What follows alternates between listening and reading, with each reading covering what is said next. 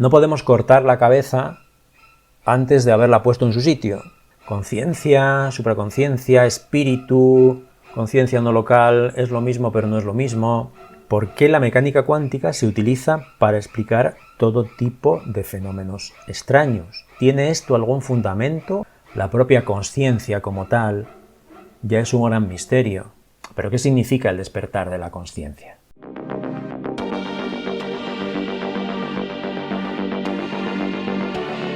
Hola amigos, amigas, desatados, desatadas, bienvenidos de vuelta al canal. Es un auténtico placer saludaros nuevamente.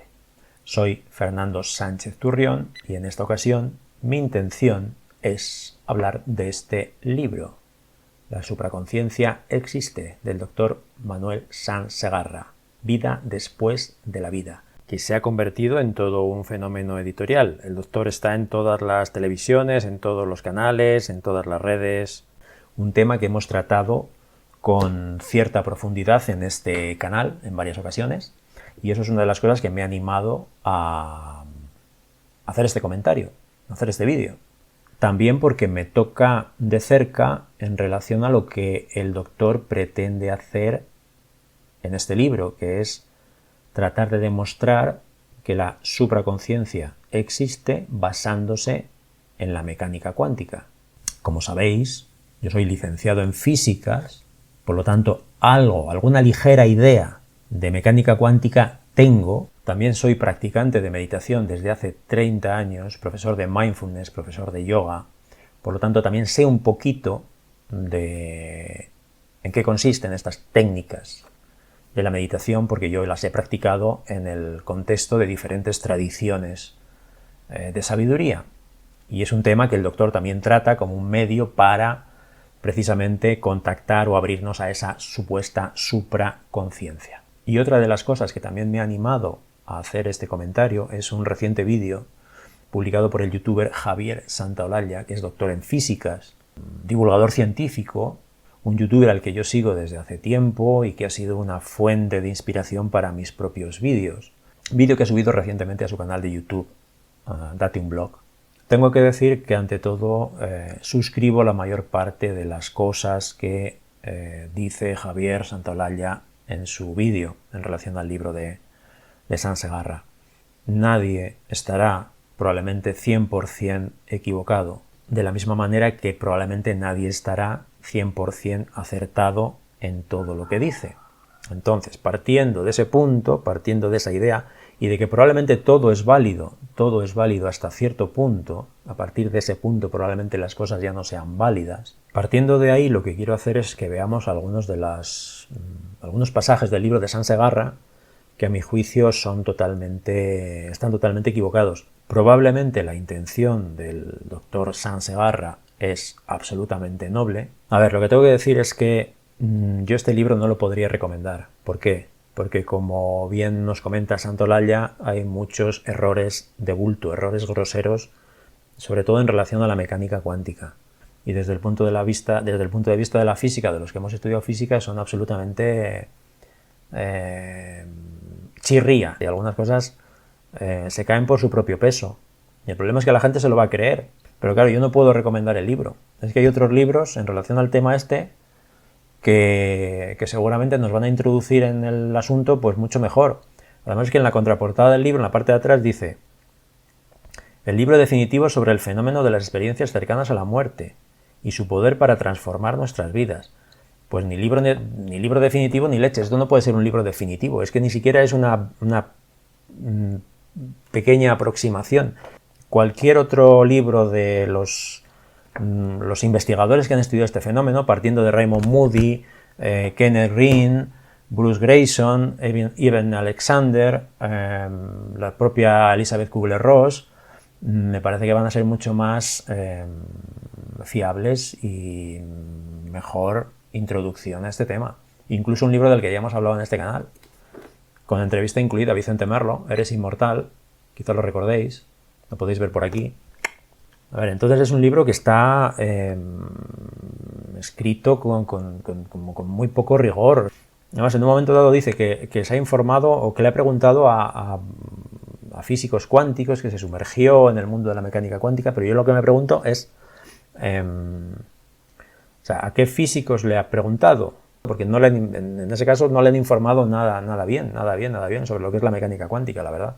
Y otra cosa que yo me pregunto aquí, a ver, ¿por qué la mecánica cuántica se utiliza para explicar todo tipo de fenómenos extraños? ¿Tiene esto algún fundamento, alguna justificación? ¿Se puede explicar de alguna forma? Quizás sea porque la mecánica cuántica es lo suficientemente extraña como para aplicarla a todo lo desconocido. No sé, quizás sí. Quizá tenga algún fundamento, pero creo que estamos todavía en pañales a la hora de poder responder afirmativamente a eso.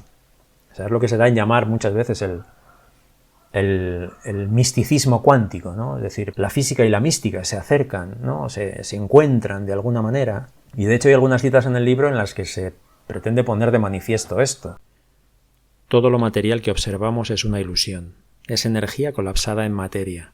Las filosofías orientales, como el hinduismo y el budismo, llegaron a la misma conclusión siglos antes de Cristo con la meditación y la espiritualidad. Todo es una ilusión que estos sistemas de creencias definieron con el término Maya. Sí, seguro que los yogis hace 3000 años, meditando en taparrabos en el bosque, visualizaron la función de onda, el colapso de la energía en materia y llegaron a esas mismas conclusiones. No, o sea, no se explicó antes, o sea, no se pudo explicar, no llegaron a la misma conclusión, no pudieron llegar a la misma conclusión. ¿Cuál es esa misma conclusión? Que todo es uno, que todo es holístico.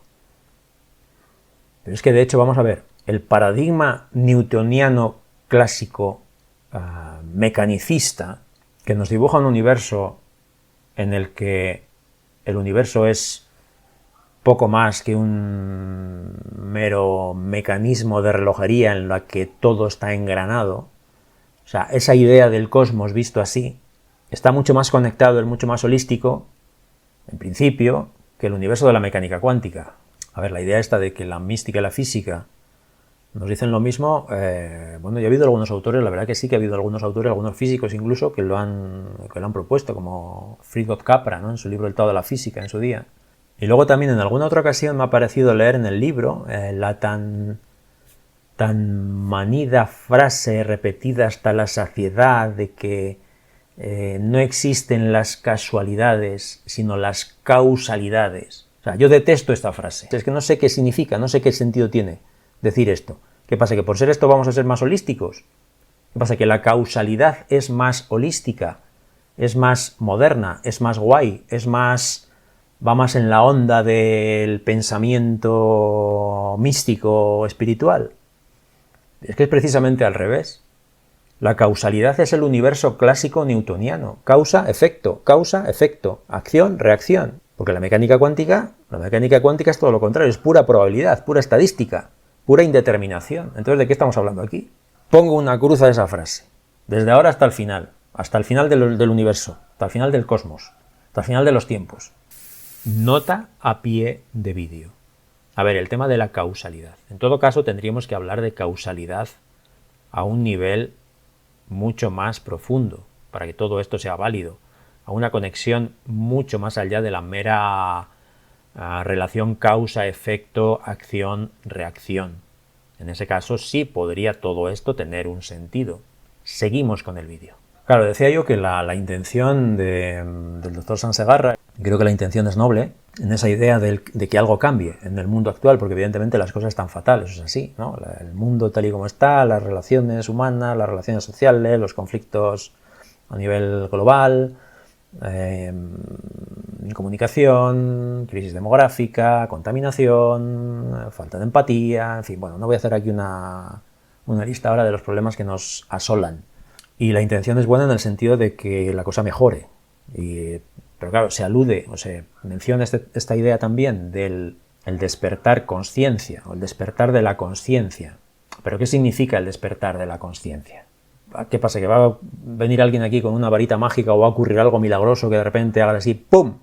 Y ya todo el mundo se convierte, o todos nos convertimos en seres de luz? Pues hombre, creo que no. La conciencia es algo muy complejo. No es algo que se pueda definir de una manera unívoca. El nivel de conciencia, sobre todo, el nivel. En ocasiones habla del nivel de conciencia, cómo aumentar el nivel de conciencia.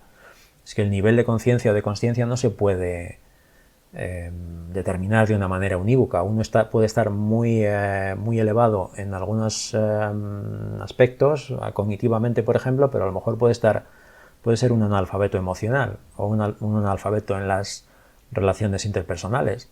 Entonces yo recomiendo en este sentido también la obra de Ken Wilber, en la que desmenuza todos estos elementos y nos viene a decir que es una cosa bastante compleja, que no es cuestión de llegar a un número ahí, una masa crítica, como se suele decir muchas veces, y que a partir de ahí todo va a ser mágico y bonito y precioso.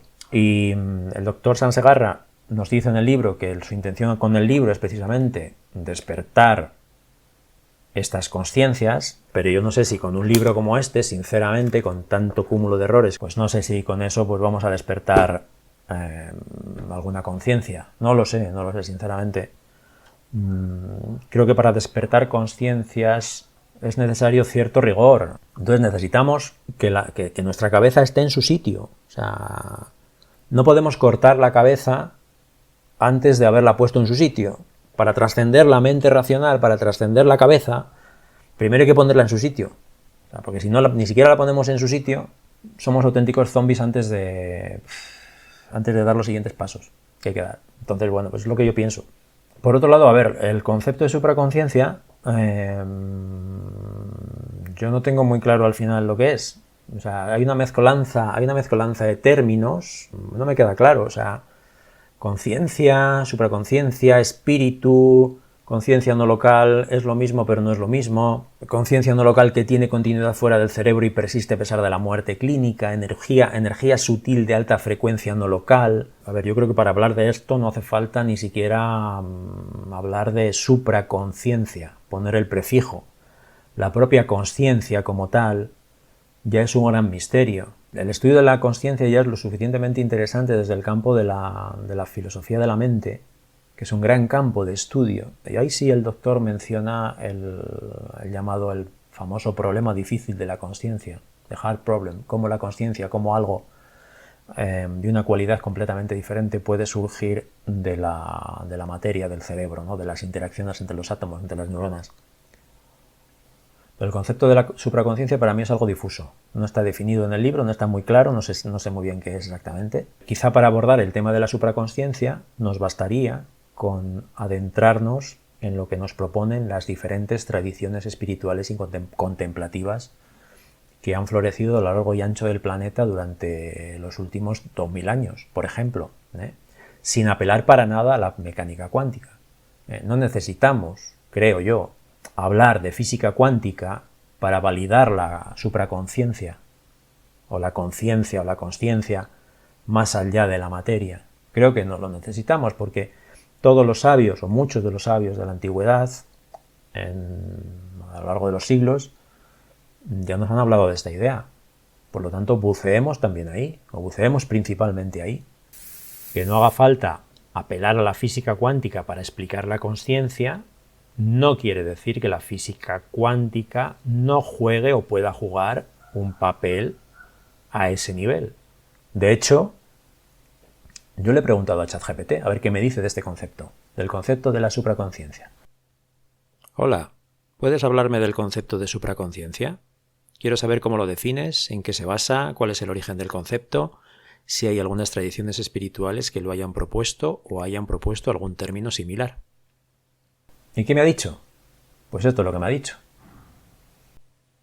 La supraconciencia es un concepto que se relaciona con estados superiores de conciencia, trascendiendo el pensamiento ordinario y el ego individual. Se asocia con experiencias de iluminación, intuición profunda y conexión con una realidad más vasta o trascendental. La supraconciencia suele entenderse como un nivel de conciencia más allá de la mente racional y analítica. Se dice que en este estado hay una percepción expandida de la realidad, se experimenta una sensación de unidad con el universo, se accede a un conocimiento intuitivo más allá del pensamiento lógico. Este concepto aparece en varias tradiciones espirituales. En el hinduismo y el yoga se habla de turiya y samadhi, estados de conciencia trascendental. En el budismo, el nirvana y rigpa representan un despertar más allá del ego. En el misticismo occidental, el éxtasis místico, la Ein Sof en la cábala y el fana en el sufismo expresan la unión con lo divino. En la psicología transpersonal, Carl Jung, Maslow y Sri Aurobindo estudiaron estados superiores de conciencia relacionados con el self y lo supramental. Y esto que me ha dicho, pues me parece perfecto. Me parece mucho más acertado y enfocado incluso de una manera mucho más coherente, con más fundamento incluso, que muchas de las cosas que aparecen en el libro. Lamentablemente, tengo que decirlo, es así. Sí, la supraconciencia como un nivel superior a la conciencia ordinaria me parece una idea interesante, pero para llegar a eso nos basta acudir como decíamos, a las tradiciones de sabiduría antiguas, orientales, por ejemplo. Hay un gran místico filósofo que fue Sri Aurobindo, que estudió todo esto en profundidad. Bueno, pero vamos con alguna cita más del libro. Vamos a ver qué nos dice el doctor Sansegarra. La supraconciencia es la idea de que la conciencia no es simplemente el resultado de la actividad neuronal en el cerebro, sino que existe en un nivel más profundo y fundamental de la realidad. Según esta idea, la conciencia es una propiedad fundamental del universo, presente en todas las cosas vivas y no vivas. Sí, efectivamente, una propiedad fundamental, eso es una de las cosas, una de las posturas que se pueden mantener hoy en relación a este tema, la idea de que el cerebro no es un mero productor, sino que es por decirlo así, algo que permite la consciencia, no algo que la produce. Sí que es verdad que en el libro se mencionan algunos intentos hechos por algunos físicos reconocidos, intentos de explicar la consciencia desde la materia, es decir, desde el cerebro, como por ejemplo la teoría o la hipótesis de Penrose y Hameroff, llamada reducción objetiva orquestada, en la que afirman o postulan o sugieren que la consciencia podría surgir en determinados elementos en los microtúbulos, creo recordar, de las neuronas. Pero bueno, es una hipótesis nada más, nadie ha demostrado nada por ahora. También menciona que esta idea de la conciencia cuántica fue propuesta por primera vez por estos autores, por Penrose y Hameroff, pero no es verdad.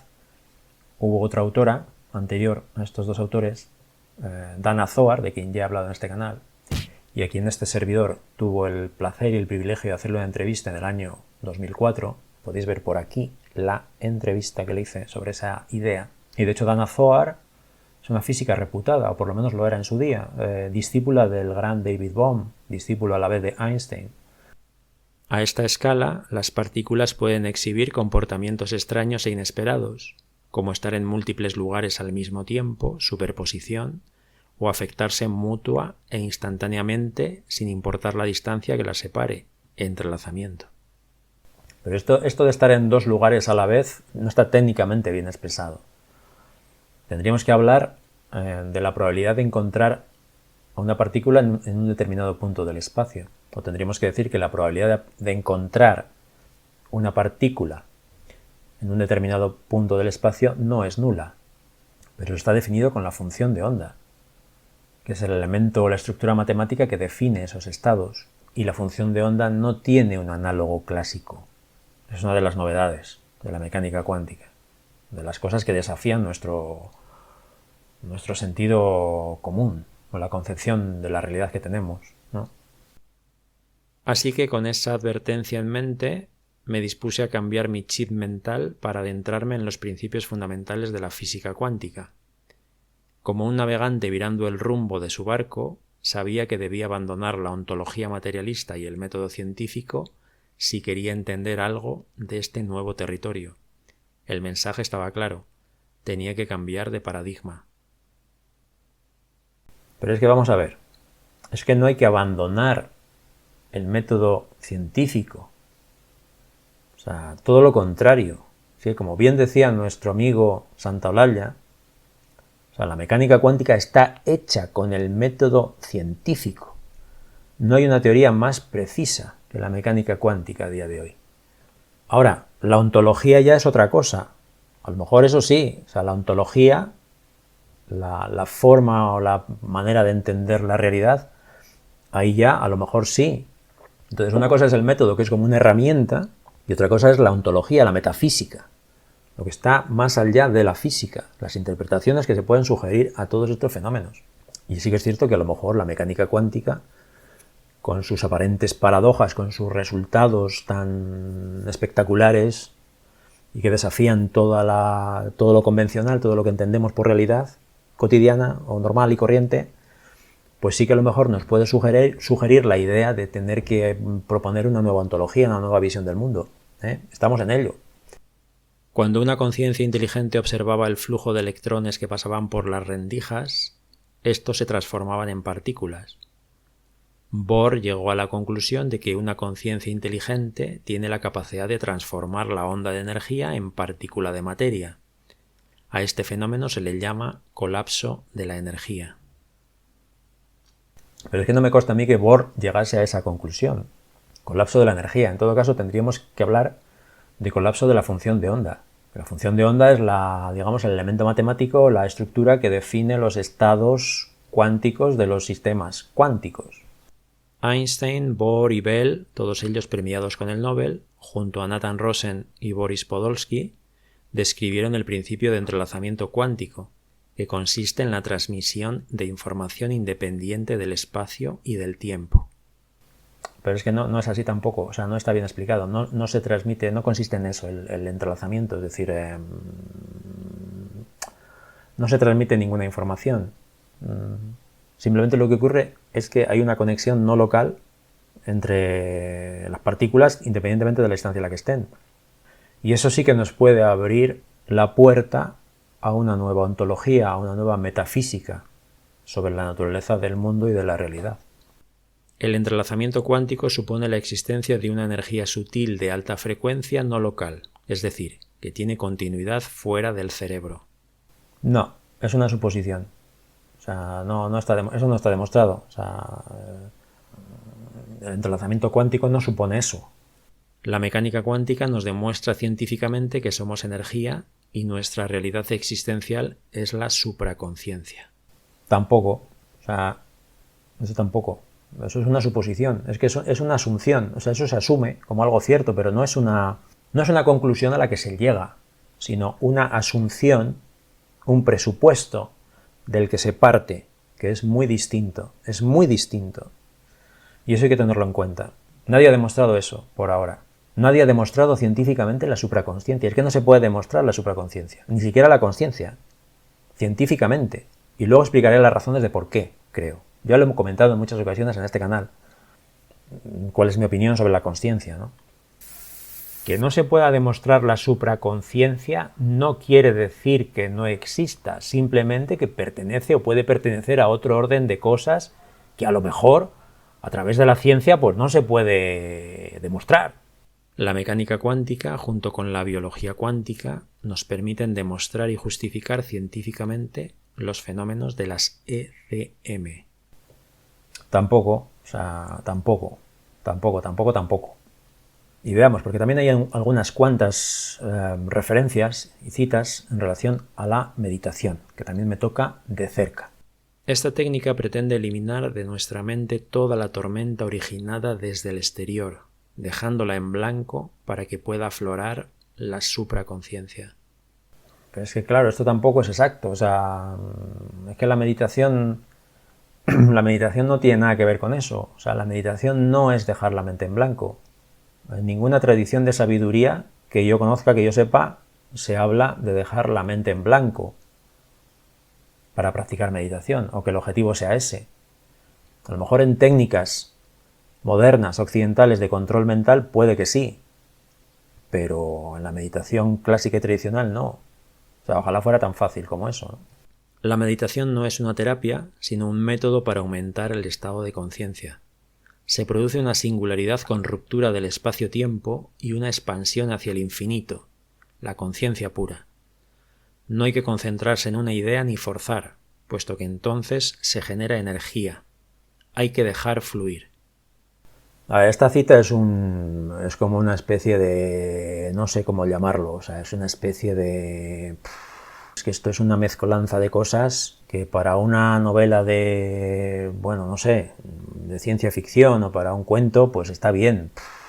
Entonces, ¿qué es lo que yo veo aquí en este libro? Pues lo que veo es que se pretenden hacer afirmaciones de una manera absolutamente objetiva, como si todo estuviera ya absolutamente demostrado, y eso no es así.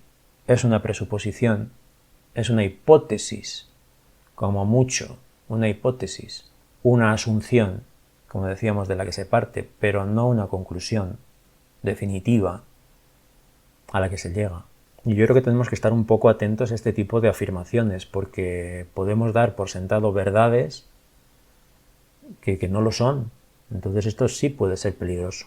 Por lo tanto, en resumen, mucho cuidado a la hora de explicar o intentar explicar la consciencia basándonos en las leyes, bueno, leyes entre comillas, en los principios de la mecánica cuántica, porque no hay nada demostrado al respecto. ¿Que podría haber una relación? Sí, puede haber ciertos parecidos. De hecho, yo lo he propuesto muchas veces, ¿no? Es decir, por ejemplo, el pensamiento, o sea, la dinámica mental, la fenomenología de la mente, la simple experiencia del pensar, podría tener cierto parecido con estos fenómenos cuánticos.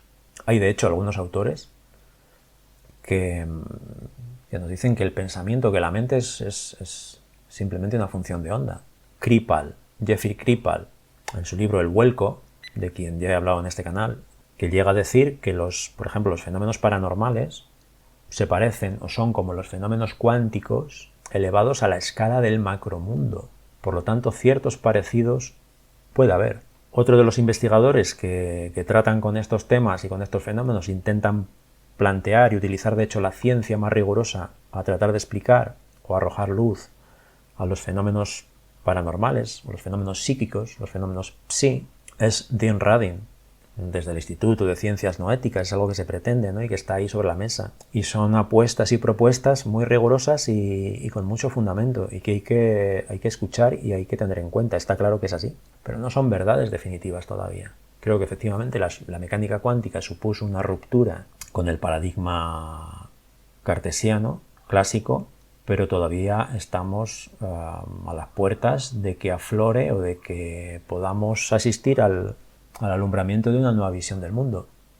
Como dije antes, seguramente no hay nada 100% equivocado, y como se suele decir, cuando el agua suena, piedras trae. Yo lo único que puedo recomendar para aprender algo de mecánica cuántica y para poder por lo menos hablar con cierto rigor sobre estos temas es directamente estudiar mecánica cuántica, es decir, matricularnos en una facultad de físicas, en una universidad, por ejemplo, y ya con eso pues habremos avanzado mucho. Ahora, también es cierto que mi experiencia particular en la facultad de físicas es que, bueno, la verdad es que las mentes en muchas ocasiones en estos lugares de las personas pues son un poco estrechas y están bastante cerradas a poder contemplar las cosas desde un punto diferente que no sea el mero pragmatismo,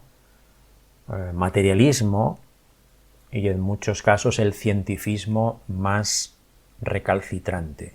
Es así, es así. Yo es lo que he experimentado, por lo menos. Multiperspectiva, complementariedad, no literalidad. Creo que son algunos elementos que tenemos que tener en cuenta a la hora de abordar todo este tipo de temas y a la hora también de leer este libro, el libro de Sans Segarra. Creo que hay que mirarlo desde ahí. El problema del mundo en el que vivimos es que es de todo demasiado literal. La ciencia es absolutamente literal. Y esto es una advertencia que yo creo que, bueno, pues puedo hacer o podemos tener en cuenta, porque Santolaya se queja de que el libro de Sans Segarra le hace mucho daño a la física o a la ciencia o a la física de partículas, que es su campo de estudio. Pero hombre, yo creo que, no sé, hasta cierto punto, al fin y al cabo la física va a seguir desarrollándose igual, la física de partículas va a seguir creciendo, desarrollándose sin que se vea muy influenciada por este libro, por este inocente libro. Creo que es un libro pues bastante inocente al fin y al cabo. Que nos puede dar lugar a confusión, sí, nos puede dar lugar a confusión y a quedarnos en un estrato ahí como muy superficial de las cosas. Pero yo creo que hay cosas que son mucho más peligrosas y que también han hecho mucho daño, también desde el ámbito científico. Sin ir más lejos, precisamente ese cientificismo absolutamente recalcitrante, asociado en muchas ocasiones al materialismo, que no es más que una idea, y es una idea que se nos ha tratado, creo, de vender a lo largo de los últimos 300 años, 300 o 400 años. Y creo que eso sí que realmente ha hecho mucho daño al espíritu humano o a la espiritualidad humana.